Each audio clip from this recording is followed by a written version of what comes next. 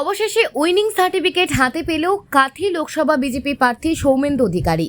তৃণমূল কংগ্রেস প্রার্থী উত্তম বারিক রিকাউন্টিং এর জন্য নির্বাচন কমিশনে আবেদন করলেও শেষমেশ জয়ী ঘোষণা করা হলো সৌমেন্দু অধিকারীকে। নির্বাচন কমিশনের পেজ থেকে জানা গেছে সৌমেন্দু অধিকারী 47,764টি ভোটে জয়ী হয়েছে।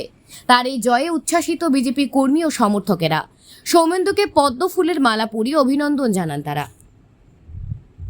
ওদের পদ্ধতিগত বিষয় ছিল, তার জন্য একটু ডিলে হয়েছে।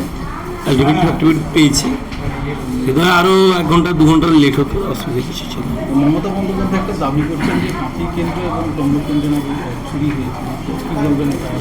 মমতা বন্দ্যোপাধ্যায় দাবির সম্পর্কে মন্তব্য করা আর কি বলবো, আজকের দিনে আর রিসেন্টলি মন্তব্য না করাই ভালো।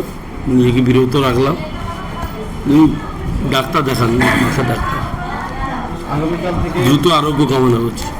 দেশে বিজেপি তুলনামূলক প্রত্যাশা মতন রেজাল্ট করেনি, রাজ্যও করেনি, কাঁথিতে সাফল্য এলো, এটার রহস্যটা কি? দেশে তো প্রত্যাশার মতো কী হয়েছে হয়নি সেটা বিষয়টা পার্টি সর্বোচ্চ স্তরে পর্যালোচনা করবে, সেটা এখানে আমাদের বলার বিষয় না। রাজ্যের ক্ষেত্রেও একই কথা বলবো, সেটাও রাজ্য স্তরে বসে পর্যালোচনা হবে।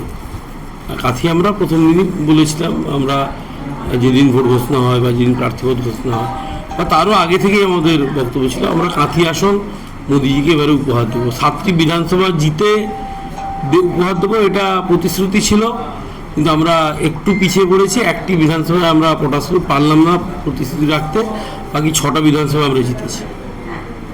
জিতলেন ভোটারদের কি?